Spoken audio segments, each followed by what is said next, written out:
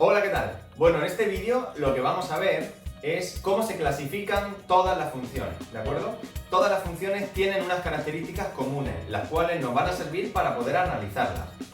Ellas son dominio y recorrido, continua o discontinua, los puntos de corte, que sea creciente o decreciente, los máximos y los mínimos, periodicidad, simetría. Y luego os dejaré unos ejemplos varios que os van a ayudar. Vamos a analizar cada una de ellas. Dominio y recorrido. El dominio de una función es todos aquellos valores que coge en el eje X. Y el recorrido de una función es todos aquellos valores que coge en el eje Y. Para explicarlo, yo siempre os digo el mismo ejemplo. Pensad en un equipo de fútbol. El dominio del balón se recorre en el medio del campo, por lo tanto, el eje horizontal. Sin embargo, cuando hablamos de recorrido, estamos hablando que por las bandas se recorre mucho la banda. Por tanto, cuando hablamos de recorrido, estamos hablando del eje Y. Os recuerdo que este sería el eje X y este el eje Y. Por tanto, dominio y recorrido quedaría bastante claro.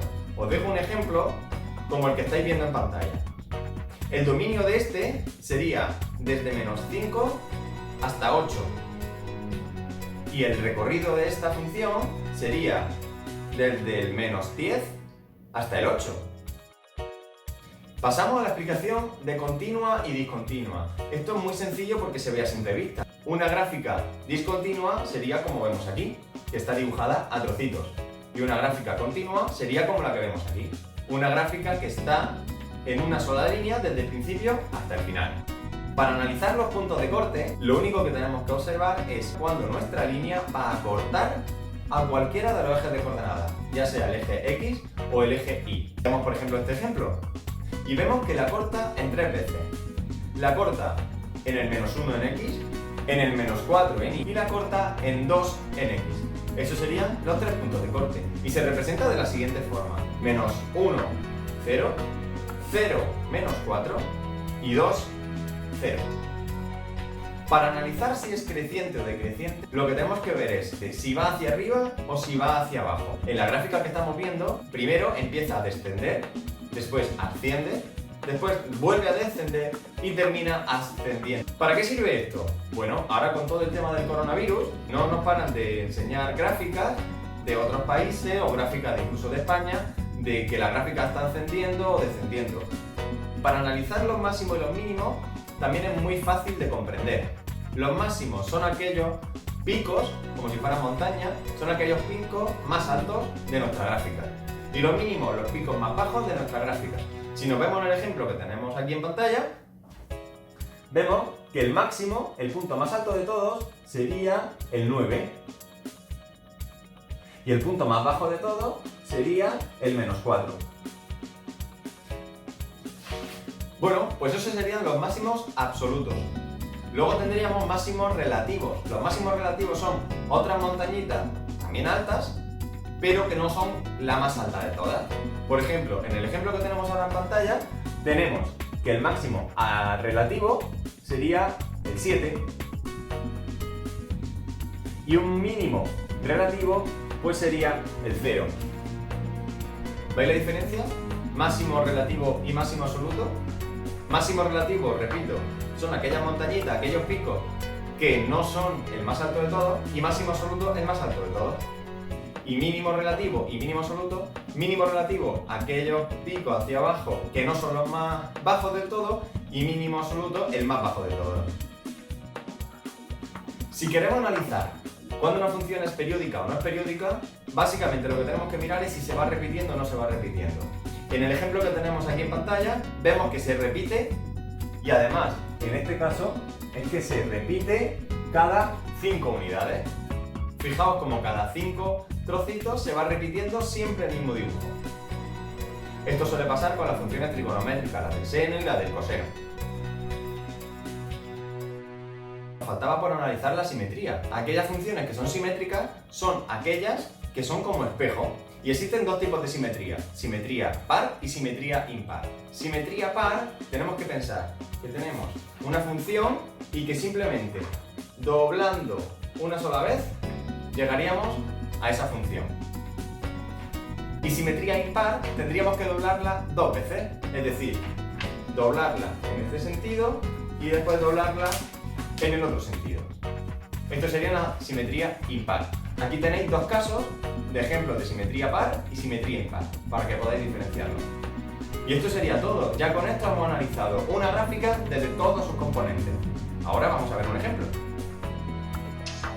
Bueno, pues aquí tenemos un ejemplo de una gráfica en la cual vamos a analizarla acorde a todos los parámetros que ya hemos estudiado antes.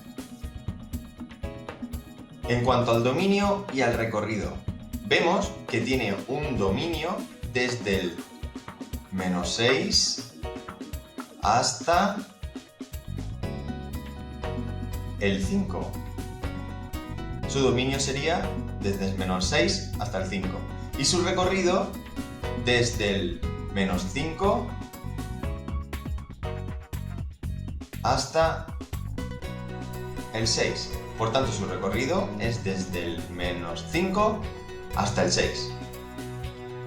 En cuanto a continua y discontinua, vemos que es continua en todo su desarrollo. Puntos de corte. Los puntos de corte vemos que tienen en este caso 4 puntos de corte.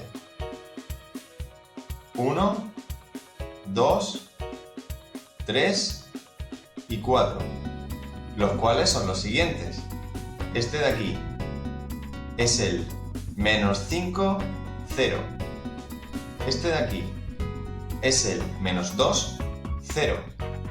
Este de aquí es el 0, -1. Y este de aquí es el 2, 0. En cuanto a creciente o decreciente, vemos que es creciente desde el -6 hasta el -4. Decreciente desde el -4 hasta el -1. Creciente desde el -1 al 0.